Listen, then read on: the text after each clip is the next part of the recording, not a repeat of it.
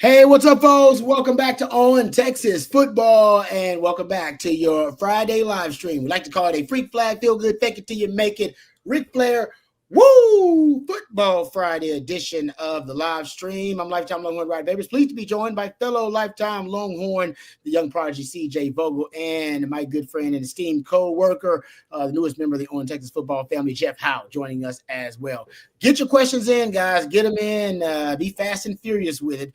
Throw out your questions, comments. We'll try to address as many of them as we can. We've got a short, condensed, abbreviated version of the show today. Probably will be, 35, 45 minutes. So if you got questions, throw them out there, and we'll try to address as many of them as we can. Super chats jump to the front of the line, and you can interrupt the show at any time. But thank you guys for joining us. It means a lot. You can join us, especially starting out on a Friday. CJ, I believe, now is back at home at the humble abode. So we'll get his thoughts about where he was and a lot of the prospects he got a chance to get eyes on. Ooh, I am jealous of Spence GPT2 there in Hawaii. I'm always jealous. It makes me, as a Longhorn fan, I got to find a way to visit any Longhorn fans out there that make Hawaii home.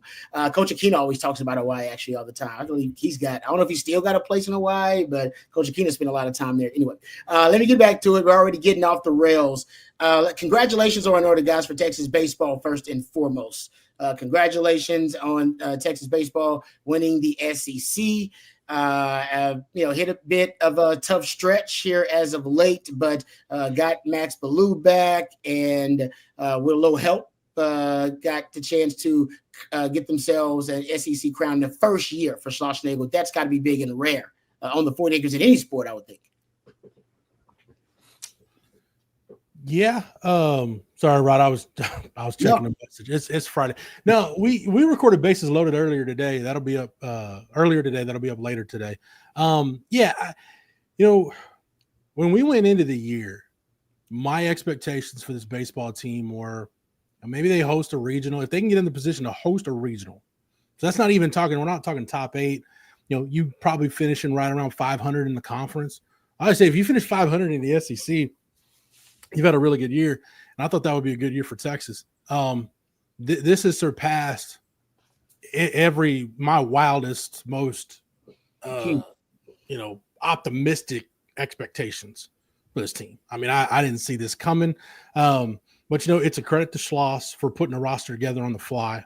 It's a credit to the picking the right guys out of the portal, and it's a credit to the guys that return. I mean, we get excited about Dylan Valantis and Jonah Williams and the newcomers, but, Max Ballou didn't go into the portal and could have and gotten a big payday. Same with Jalen Flores. Rylan Galvan is back. Kimball Schuessler came back for another year. So it's a really good core of guys. You got returning guys, high school recruits, some JC guys, some D1 transfers. You get an outright conference championship in this league. You're a really freaking good baseball team. You've had a special year, so couldn't ask for more.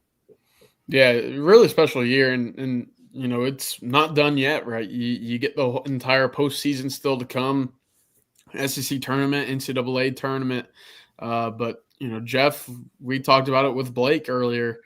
Bases loaded. Anytime that you're able to add a number to the wall or to the stadium at the dish, I mean, that's an impressive year. You've done something that is historic, right? And year one to win the outright SEC regular season title, that falls into that historic category. So congratulations to Jim Schlossnagle, his staff, and the Texas baseball program. It's a really impressive season.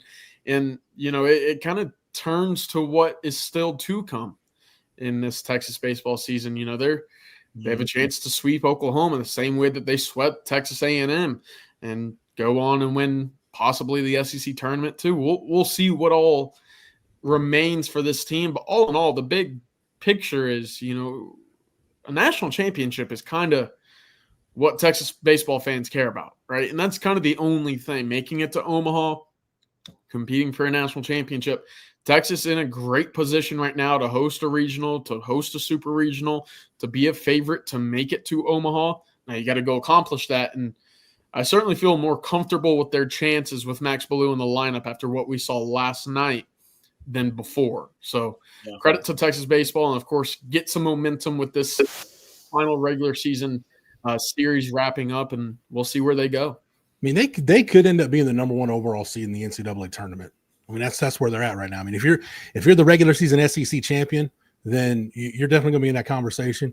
But you lead the nation in quad 1 wins. You look at the resume. They don't have the thing about this team. They don't have any bad losses. You know, you can argue, okay, one of those midweek games against Texas State wasn't a good loss. But hey, that midweek loss to UTSA, that UTSA team's a 40-win team. So all things considered, this has been a great year. Getting Max Ballou back does a lot for this team, but I think at its core, I just think it takes some of the pressure off guys in that lineup that might have been pressing a little bit. And I don't know if it was the change in approach or just getting away for a few days and then coming back to it or what it was, but it just seemed like guys were a little looser at the plate, swinging a little more free. They didn't seem as tense. Because as great as it is to have Max Ballou back, and Adrian Rodriguez had a big night last night, and Kimball Schuessler, one of the most underrated players in the country, considering what he's produced. I don't know if anybody realized it. I said this on Bases Loaded today. He's hitting 324 in SEC play. You got a guy that's hitting over 300 in conference. You're doing a pretty dang good job.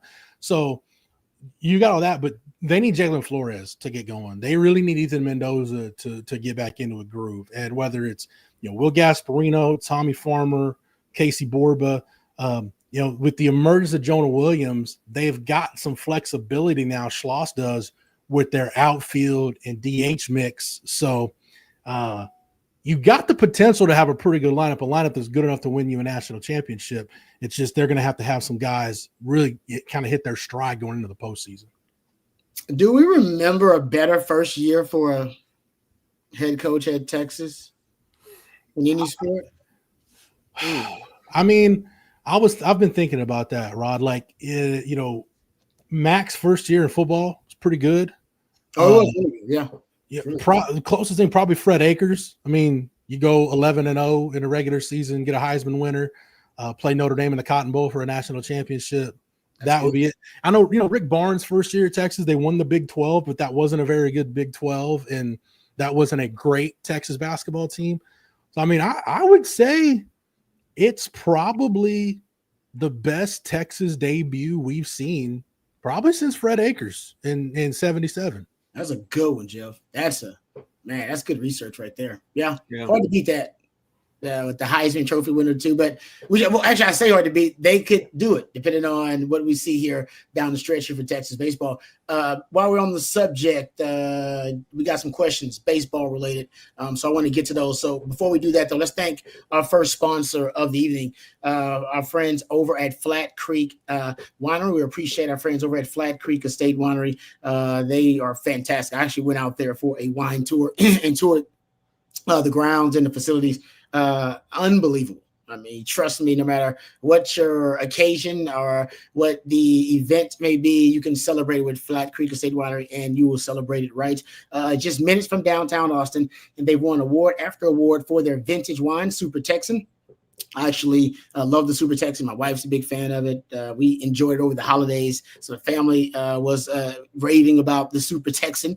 And they also have some other great wine selections. The Rosé is really good. The Pinot Grigio is fantastic. You can check them out at flatcreekestate.com. But they also have the Super Texan at your local specs. I saw a display over at Central Market that was really cool. So I know Central Market has some Flat Creek wine that's great. But not only do they produce some of the best wines, but our friends over at Flat Creek, as I said earlier, is a gorgeous venue. Barbecues, wine tastings, wine tours every single weekend. Perfect for a date with your significant other or a weekend getaway with your significant other. I know a few members of the On Texas football family who already told me that they went out there and enjoyed it not too long ago. So appreciate them and hope more of you will enjoy Flat Creek Estate Winery, flatcreekestate.com. We appreciate them for sponsoring our Friday live stream. All right.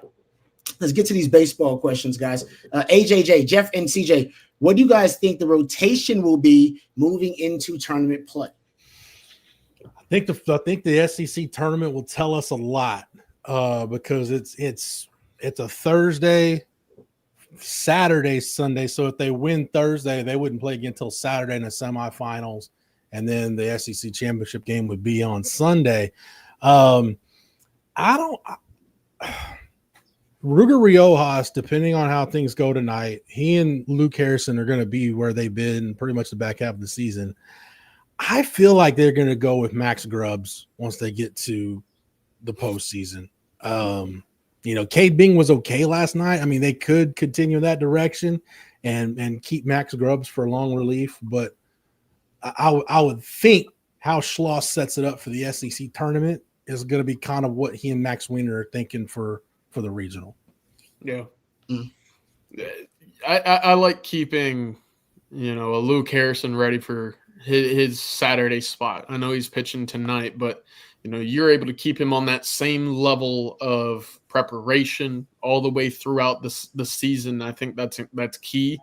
For me, you're going to see more 3-4 inning outings in the SEC tournament, this series in particular, from a Jason Flores, from Riojas, a Grubbs, some of these guys.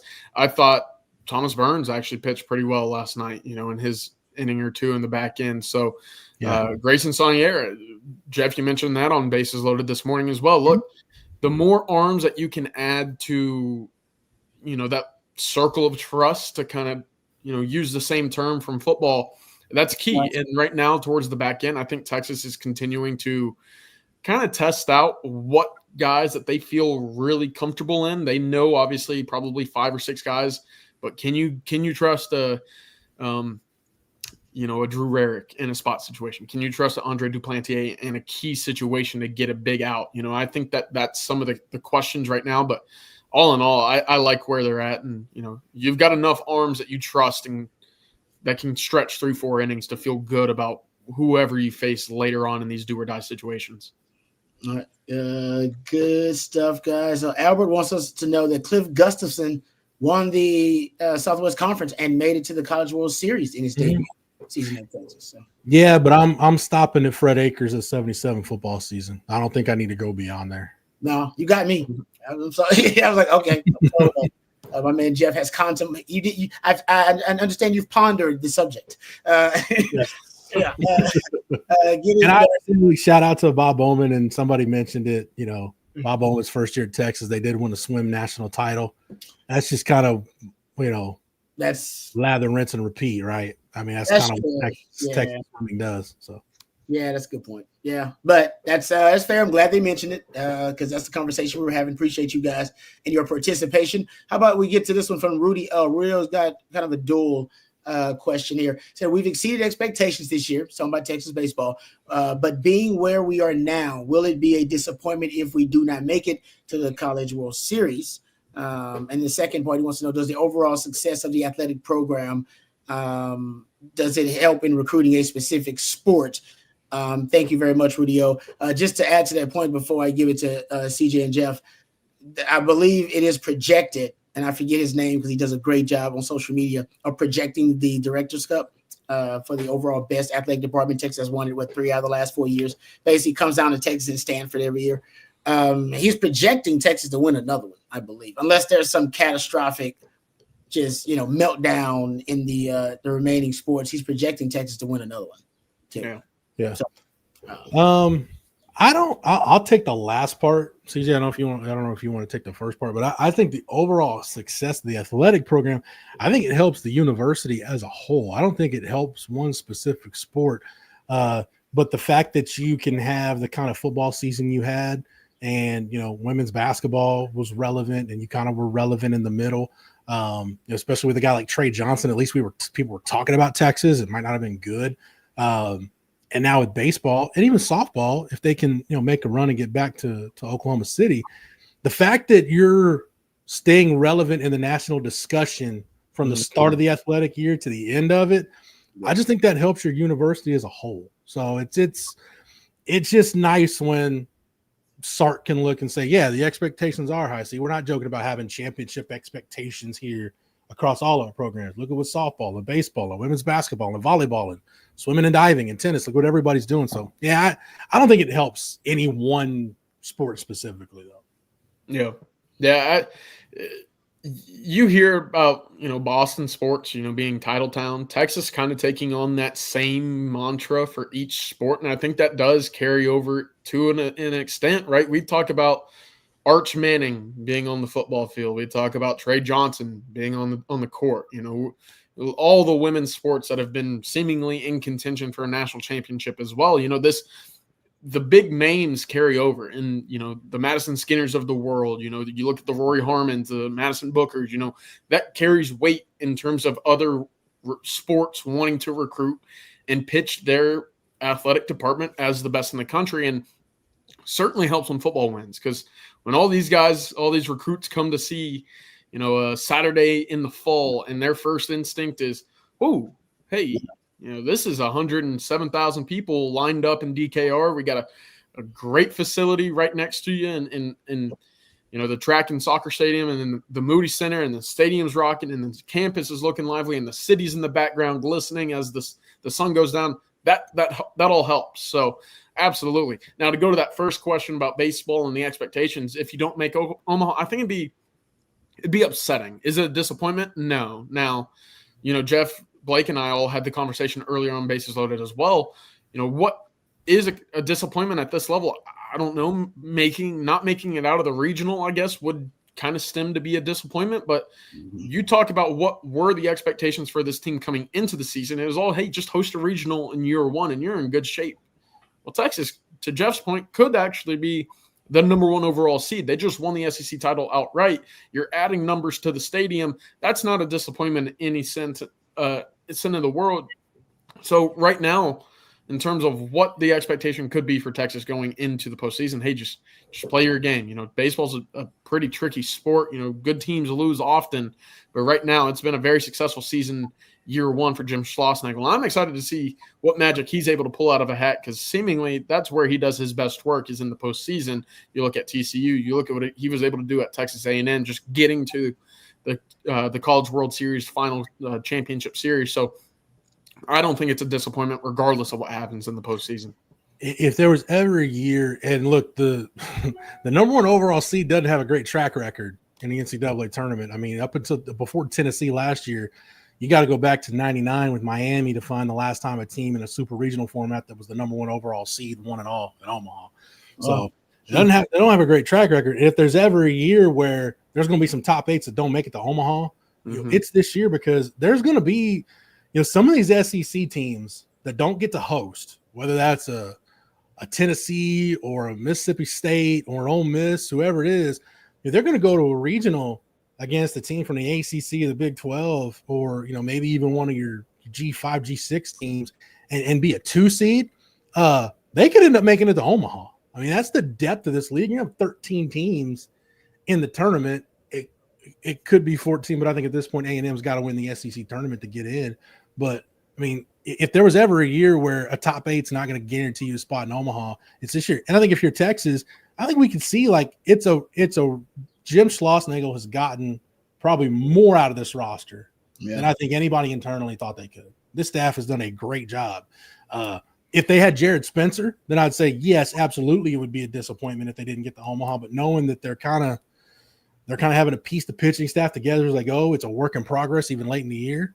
It would be a disappointment if they didn't get there. But let me be clear about this.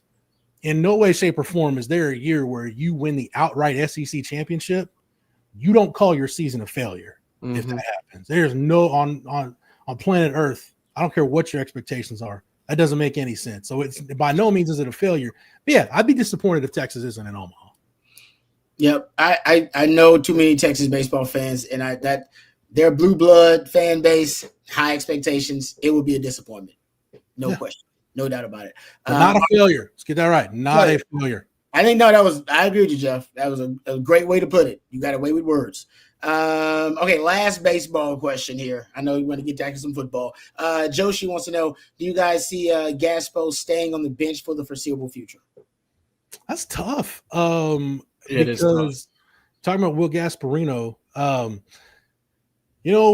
someone's going to have to be on the bench. I do like the fact that, Schloss went to him late last night. He drew a walk in the inning where Schuessler had to hit.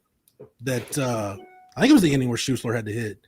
He drew a walk that ended up scoring a run, had a big catch in the outfield late in the game.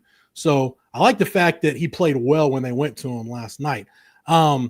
I think just me, if Adrian Rodriguez and Ethan Mendoza, if they're able to play in the field with their injuries at some point, I've got to think the odd man out is either going to be Casey Borba or Will Gasparino, or it could be a case where, depending on if it's a righty-lefty situation, Schloss may just decide, hey, against righties, we'll have Jonah Williams. Against lefties, it'll be Will Gasparino. So, like I said, the Mendoza Rodriguez part of this is interesting because now you've got some flexibility with the DH. You've got a lot of DH options at that point. So if you want Will in the outfield, you want Jonah to DH, you want Gasparino to DH, you want one of those guys to rest, and Borba DHs. You got a lot of options, assuming Rodriguez and Mendoza can both play in the field. Yeah, I kind of do see this lineup sticking. And it stems from the level of at-bats that we've seen. And I like Will Gasparino. I think that his spurt against Missouri was as hot a hitter that we've seen from a Texas, at-bat streak in this entire season. But there's not been the consistency of consistent, solid, competitive at-bats that I think you'd like to see from that spot in the lineup. And I think this is kind of a message: is no one's job is truly safe all the way through unless you're, producing. And right now, Tommy Farmer in SEC play 50 points higher with his on-base percentage. Jonah Williams a full 100 points higher with his. This is all about getting on base at that bottom end of the order to lead off for Ethan Mendoza, Jalen Flores, a Galvan, now a Baloo back in the lineup. We talk about kind of the top end of that lineup generating the runs. Well, if you're able to get something out of that from 7, 8, 9, and then get knocked in by that top half, that's great. That wasn't happening previously. And that's why I look back to last night and say, hey, 2 walks, a run, a 2 RBI single from Tommy Farmer. That it was his night before Max Baloo hit the 3-run home run. I don't think that happens if he was not in the lineup. And evidently, you got to keep the guy that gets on base and has some sort of momentum going at the plate. And right now, that's Tommy Farmer, and that's Jonah in my eyes. Rod, real quick, I want our good friend Keith Moreland. I need to sit down and talk to Keith, maybe over a couple of adult beverages, and talk hitting, because Keith has forgotten more baseball than I'll ever know. And my thing with Gasparino is, you talk about with big guys, like, okay, you want to shorten the swing, you want to make quicken the swing, you don't want it to be long, you don't want it to have a hole in it. But at some point, how quick and how short can you make a swing for a guy that's legitimately 6'6"? Like, it's weird that's my concern with Will Gasparino, but at some point it's like, dude, like, the laws of physics are the laws of physics. Like, you can only do so much, right? So hopefully he gets it figured out, though, because he's hellaciously talented. Everyone knows his dad played ball at Oklahoma State, was a good player, in the Dodgers organization. And Will had a chance to get drafted. Like, he could have gone pro out of high school, but he and his family really valued the college game, and he wanted to play at Texas. So hopefully he gets it figured out. But yeah, that's why a guy like Aaron Judge is so amazing. What Judge does is 6'6", 6'7". It's like, okay, at some point you're defying physics with how you swing the bat at that size. Yeah. Makes you kind of an extreme outlier. Yeah. Yeah, no, I agree. All right. We'll get back to, I know we got a couple of super chats we'll get to, and I got some other questions. But first, let's thank another sponsor, our friends over at Vaughn Lane, for sponsoring our Friday live stream.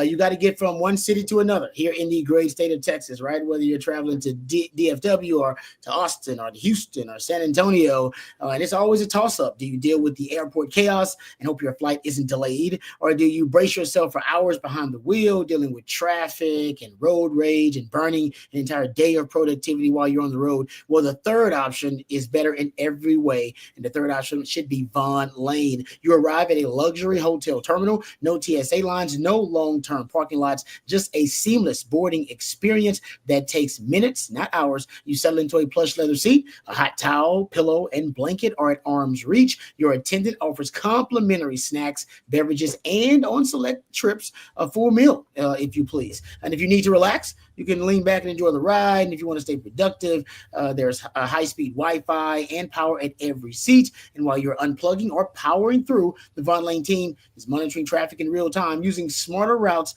and efficient detours to keep your trip smooth and on schedule. And now is the perfect time to plan your fall travel. Booking is open through September. So whether you're headed to a college football game, which I know a lot of you are, or a weekend getaway, or a business trip that needs to be done right, Von Lane makes the journey part of the reward. Von Lane serves Austin, Dallas, Houston, Fort Worth, and San Antonio, and in the Southeast, Atlanta, Nashville, and Memphis as well. Visit vonlane.com. That's VONLANE.com. Use the code OTF25 to save $20 off on your first ride with Von Lane. Von Lane, elevated regional bus transportation. I've taken it several times to Houston to visit family, to DFW on business. So I recommend it as well. It's great, fantastic. Love the Von Lane service, and you will too.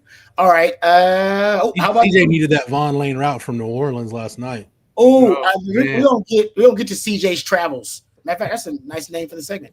We'll get to CJ's Travels here in a sec because I do want to get to that because we got some recruiting questions, I know. But super chats, you can talk about whatever the hell you want to talk about. Said we were done with baseball. We are not if you throw out a super chat. So, Sean, thank you very much for the super chat. Said kind of off topic. No. Super chat, whatever you want to talk about. So you can always be on topic. So we appreciate it, Sean. He says, but does the year one success of Schloss and the baseball team put pressure on Sean Miller's first year with the basketball team?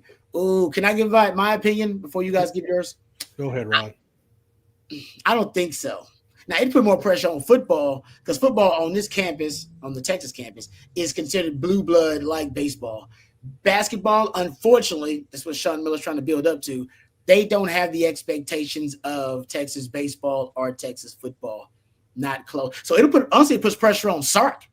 It's because then the Texas baseball fans who are also Texas football fans, because they're all in the same, they'll be like, hey, yeah, Sark's done great, but I mean, Sark did it in 1 year in the SEC. I mean, and so I think, and there's no real pressure because Sark has done a great job. So, I think that it would be, if there was any pressure applied, it would be the Sark side, maybe not to Sean Miller's side. I feel like if, let's say Schloss wins a national championship, right? Let's say they get to Omaha and win it all. I think it puts more pressure on Mike White and more pressure on Vic Schaefer, if there's any pressure, more so than Sean Miller. Because like Sark, those two coaches, they've been knocking on the door. And now, especially Mike White, Vic, they kind of got over that hump and got into the Final Four. But now it's like, okay, you're knocking on the door. Now you got to break through. We talked about that with Sark. I think Vic is kind of at that point. I think Mike White's at that point. But if Schloss does it in year one, then yeah, I think it puts more pressure on the coaches that are closer. Plus, I think too, like there's probably just as much interest maybe for Texas women's basketball than there is for men's basketball, depending on how things are going. If things are going great for men's basketball, then the support will be there. But whether it's been the Irwin Center or Moody, we've seen when things aren't going well, the home crowds leave a lot to be desired. That's a great point. Yeah. Vic Schaefer's done. That's a credit to Vic Schaefer. Yeah. More than, a diss to Texas men's basketball. Vic Schaefer's done a hell of a job building that program. And he's a salesman. Mm-hmm. Vic Schaefer's a salesman, man. Vic Schaefer, he sells the hell out of that program. He does a great job of selling himself. I don't think he does it on purpose. He's just great. I mean, he's got kind of this gift for the gift the gab, right? I mean, so I think that's what people. Vic Schaefer, he always gives you a sound bite. I think he's smart enough and savvy enough. He does it on purpose. He's like, no, I need something that'll go viral that they can put out there, and boom. And he always gives you a little story. He gives you a little, some metaphor or something. I think he just does a great job of selling the program. And Sean Miller, the truth is, that's what Chris Beard had. Aside from what you think about the man, he was a great salesman of the program. You do have to, a certain part of the job is to sell it. Whether you're selling it to the media, to the fans, obviously you sell it to recruits. You can sell it to the boosters and the donors. You got to be able to sell the program. Now, if you're winning, it sells itself. But before you start winning the games, you got to sell it. To your point, Rod, I had a conversation one time with somebody that was on Shaka Smart staff, and that was said to me, "Hey, I mean, we got Mo Bamba, we got this great roster. I don't know why people don't show up." I said, "Coach, people didn't show up and fill this place when Kevin Durant was here. So it's gonna be more than just the roster you've got to." And that, of course, we're talking about the Drum. It's a 17,000 seat building, but still, point stands. Like, just because you've got a roster doesn't mean people are gonna show up and love it. I mean, like I said, I've seen games where Kevin Durant was playing at Texas where there was plenty of good seats available. Yeah. I was in school at that time, Jeff, and I was excited. I made my way. I trekked over to the Drum for a game or two, and first game I went to was that Michigan game at the Drum, in which it was like a 48-44 final. I'm like, all right, this is not what I want to be watching. So style of play to me matters significantly more. The product on the court matters significantly more than a star, and that was always the issue with Shaka. That excitement, that consistency was never there, even with some fun pieces. So the facility helps too. You're a student, I'd want to go to the Moody. You know what I mean? It helps too. I think that the facility helps too. And I'll say this, going back to one of the questions we had about how the athletic department achievements, do they help you recruit a specific sport? I will say I don't necessarily know if this is a part of that conversation, but I do like it now that there is I would say it's a more active culture of student athletes attending each other's sporting events. Yeah. Back instead of when I played, you do it every now and then, but now, dude, I see, football guys and basketball guys going to, volleyball games and women's basketball. You see that more than you've ever seen it on the 40 acres. And I think that's probably more about the student culture. Also the facilities help, just kind of maybe just the modern day athlete. Either way, I like it. I think it's great. And I wonder if that's kind of if not a sales pitch or part of the sales pitch, maybe just an added bonus, added value that when you come to Texas, all the other sports, those celebrities you were talking about, CJ, and the other sports, you go see them and they come see you. Mm-hmm. They all come to football games. I'm talking about now the other sports as well. CJ, and granted, look, our Arch is in a different stratosphere than anybody we've talked about. But CJ, I don't think you were down there. Yeah, you were, but the junior day when they had the men's basketball game against A&M, and people are filing out. And yeah, they were there for the men's basketball game. It's against A&M. Everybody's hyped, but there were so many people that were coming over to Moncrief just because they wanted a glimpse of Arch. Like, is he here? I was like, we haven't seen him. Like, I'm sure he went back to the dorm or whatever, but he ain't here. So yeah, I think it's just an added bonus, Rod, but it's a pretty nice bonus. It is. I think they should have now with Arch. Remember when back in the day when Elvis used to be doing his concert and then everybody waiting outside for him and stuff. I know this is a very old and dated reference, but Elvis was such a celebrity that people would be waiting outside for him and waiting, to get a glimpse of him, like just in droves. And so they used to have to make announcements like, Elvis has left the building. It's like, so Elvis is gone. We should all go home. That was basically like how some people like, get the hell out of here. Quit waiting around just to see this dude. And they got to do that with Arch. Like, did everybody know like Arch Manning has left the building? Damn. I guess I missed him. I got to go home. That's what. The only athletes that I've ever known of, the interactions I've had with people just wanting a glimpse of Arch. Only the guys I've heard that stuff about is somebody like Michael Jordan, where you just like, you want to just get it. Can I see him? Can I get a look at him? Like, can I confirm that he is in my presence? I've seen people around Ricky Williams, Sam Ellinger, Kevin Durant, like you name a big name Texas athlete in the last 25, 30 years. I've seen how fans are around them. And I'm telling you, I've never seen this fan base react the way to a Texas student athlete the way they react to Arch. Which is so much fun. It makes it all the more funny to me. Whenever we're out there for recruiting days and you see Arch leave, he's normally just by himself. Right? Yeah, exactly. Yeah. He's by himself with a backpack. No entourage? He didn't have an entourage? No, he leaves the facility by himself. He's probably got his phone in his hand. He's kind of sitting there. I don't think he scrolls Twitter, but he's probably texting or just kind of hanging out, listening to music. And then, he'll wave to us, walk to his car, drive away. And it's like, all right, that was the most nonchalant. Like you would have never known that this was a Manning or a guy that people are fawning over, literally. Like, an Elvis or, a Michael Jordan kind of sense. His timing is impeccable too, because there was one of those weekends. It was one of the scrimmage weekends, and we're out there, and it was the Texas Relays weekend. Yeah. And about 5 minutes before Arch left, there were athletes come. They had just closed off the stadium because they warm up inside DKR. They had just locked it up, and there was a wave of about 30 people that had left the area and either gone to the stadium or their car or whatever. And that was about the time Arch came out. I'm like, man, if he would have came out about 5 minutes before then, he'd have had 30, 40 people like all over him. But he just got to stroll out of Moncrief and walk to the car, and not a soul around him. That's not a coincidence, Jeff. Trust me. Somebody was texting him like, bro, you got it. All right, you're good. You got it now, bro. You're good. Fight John Bianco, put somebody out there like, hey, go watch. Make sure Arch has the coast clear. All right, good stuff there. Let's shout out from Marco here. He said, I'm going to Flat Creek Winery tomorrow to celebrate an early birthday. Happy birthday, Marco. Hey. I'm for the first time because of how you guys promote it. Thank you very much, Marco. He said, any wine suggestions? Well, of course, the Super Texan, but the rosé is really good. It might be hot too, so the rosé would be really refreshing. My wife enjoyed the rosé when it was out there. But yeah, I'm not sure if you like white or red, but they got a lot of good wines. I'd go taste testing if I was you. But really, I appreciate that, Marco, and happy birthday to you, brother. All right, let's get to. Oh, you know what? Let's get to Sports Dojo Super Chat here. Thank you, Sports Dojo. We apologize about the tardy response to it. He says, which university do you think has the most national recruiting influence? Oh, I like this. Texas, I feel like, has to be top 3. Texas can grab players from down south and West Coast. Not many programs I see doing the same. Thank you, Sports Dojo. Good question, too. Thoughts, gentlemen?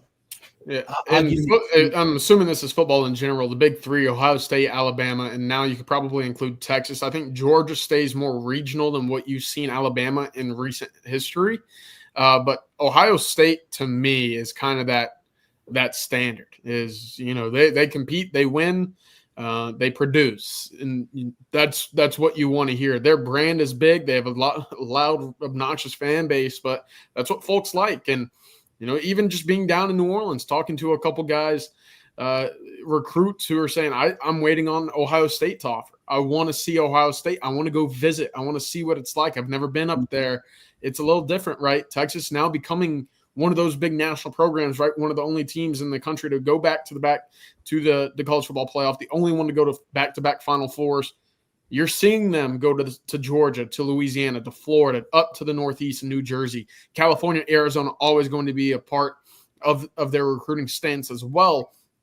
But for me, it's always been Ohio State, Texas in the mix. And then I've always thought Nick Saban did a great job of attracting talent. We'll see if that remains kind of the standard for Kalen DeBoer as he continues his tenure as the Crimson Tide head coach. But I've always thought Alabama was a team that's just going to pick a top 2-3 guy from Texas every year. They'll do it out in California a ton, and then Florida, Georgia, all the way up to the Midwest. It's always kind of been their spot as well. I'll give you 3. Oklahoma, because they have to recruit nationally. In all sports. I mean, you're only going to have what, CJ, probably a half dozen to a dozen kids in state in a given year that can actually play for you. So you got to go down into DFW. You got to go to the West Coast. You got to go to Florida. OU has to recruit nationally to be relevant. So I think Oklahoma's one. And the other 2 I'd mention, and we're talking about national recruiting influence. Mm-hmm. It's really powerful when you can get a whole religion behind you. So that's why I would mention Notre Dame and BYU. Interesting. Okay. And Notre Dame one, yes. That's just Notre Dame, that's old money, man. That's, I said, back in my day, they were coming down to Texas. My teammate Jerome Sapp was a parade All-American his junior year. It was romantic to him, right? Just Notre Dame and touchdowns and all that kind of stuff. And it still is to a lot of guys nationally. So that's a good point. I like that, both of those takes there.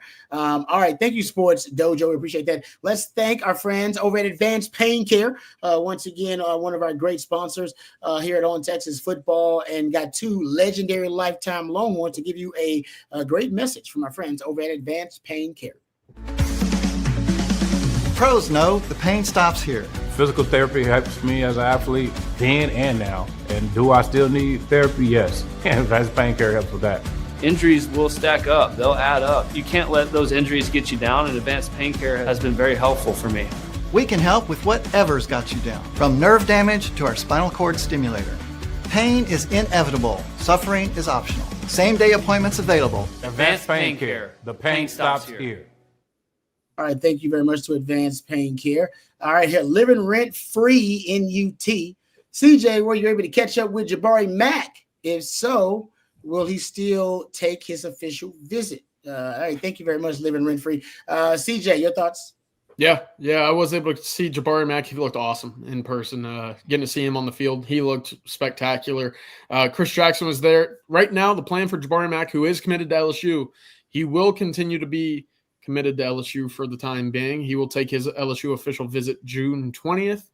And the only other official visit he has planned is Texas June 13th. So those are the two that you have in store for Jabari Mack at the moment. LSU, Texas, he said right now, no one else really in the conversation. Chris Jackson was able to spend some time with him and his father while in New Orleans. So we'll see. Texas pushing hard there, and they're going to continue to do so. But ultimately, Texas, LSU, the only two schools that he's truly considering at this time. All right. Thank you for the question, Living Rent-Free UT. How about this one? Spence GPT2 says, does Bishop commitment change a lot's recruitment, considering both play on both sides of the ball? Nope. You take both, ask questions later. They're recruiting. Jermaine Bishop could play on either side, and Jalen Locke could play on either side. So no, I don't think they're not guys that you get in a numbers crunch and you would push one of those guys out of a class. That's not going to happen. Yeah, I mean, and you got room for error, right? I mean, you could just switch them. I will say these days, I don't know if you'll get a chance to experiment with a player though on both sides of the ball like that. If it doesn't work out, they'll probably transfer, right? If they doesn't work out on one side, is that kind of how these days how it works out? I mean, am I wrong?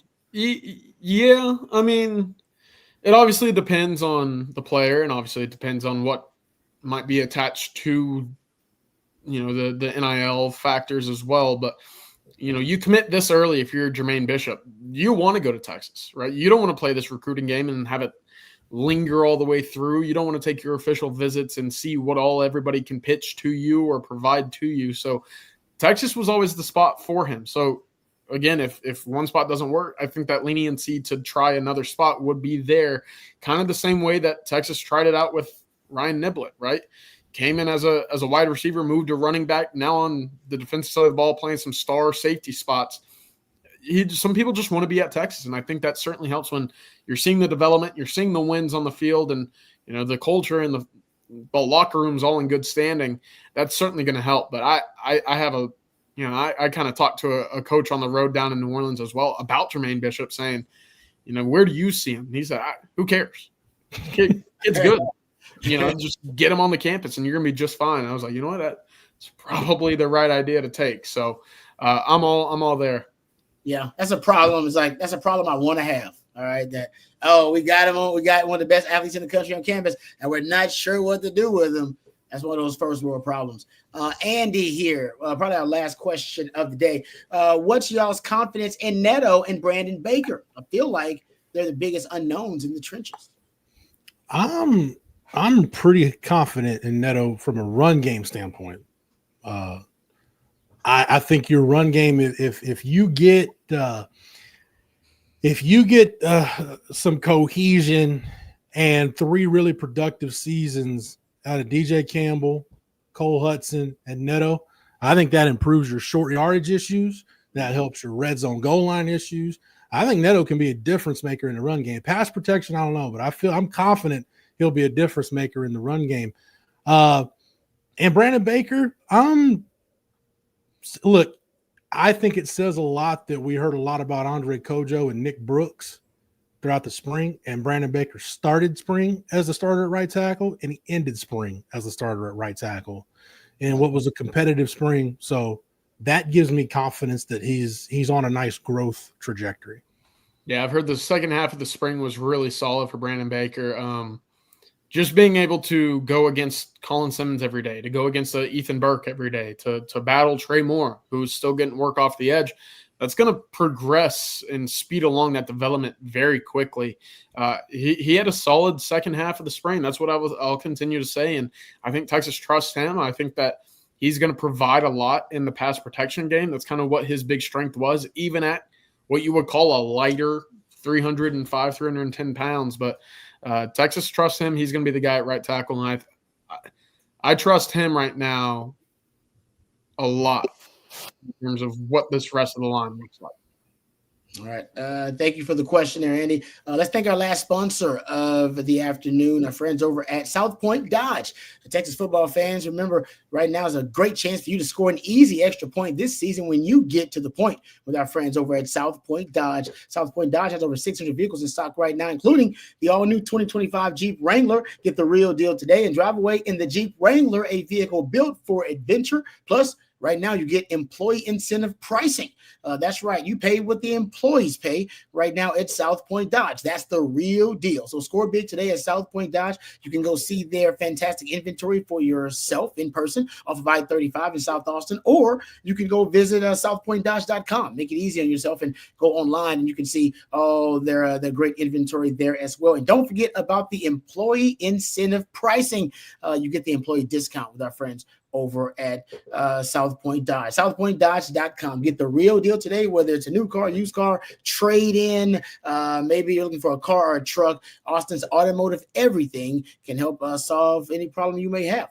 So southpointdodge.com. We appreciate all of their support of On Texas football. All right, I was told not to end the show with just one live, so let's end it with a question for you. Shirley Temple or Roy Rogers, Jeff? That's what. Oh, it was Coke Zero. I had my daughter had her last day of first grade today, so I went and had lunch with her. And I had. What about with Keith Moreland? Yeah, that would not be Coke. There would be something else in that cup with the Coke Zero. Keith Moreland. No, I had a cup from a it's a local, not a chain, it's a local restaurant. But I have decided, gentlemen, if you want me to have your eatery's logo in my hand, it's gonna cost. I'm not doing that. Not doing that for free. Boom. That's why we love him. See, man's a professional. He already knows how the business works. All right. Thank you guys for your participation. Thank you guys for the super chats and all the questions. If we missed any of them, we apologize about that. If anything breaks in the meantime, while we are off here, keep it tuned into ontexasfootball.com. We got you covered there. Thank you to Matthew behind the scenes. He's the real MVP. Can't do it without him. Thank you to our sponsors, vonlane.com. Use that code OTF25. You'll get $20 off your first ride with Von Lane. South Point Dodge, southpointdodge.com. Also, thank our friends over at Flat Creek Estate Winery, flatcreekestate.com. We appreciate them, and Advanced Pain Care as well. We appreciate all their support. Thank you guys for all of your participation. Congratulations to Texas baseball once again, and good luck to the Texas baseball today. And also good luck to softball as well, Texas softball, all of that. So we'll get into obviously another live coming up on Sunday. But for Matthew and for Jeff and for CJ, I'm Lifetime Longhorn Rod Babers. Until next time, hook 'em horns.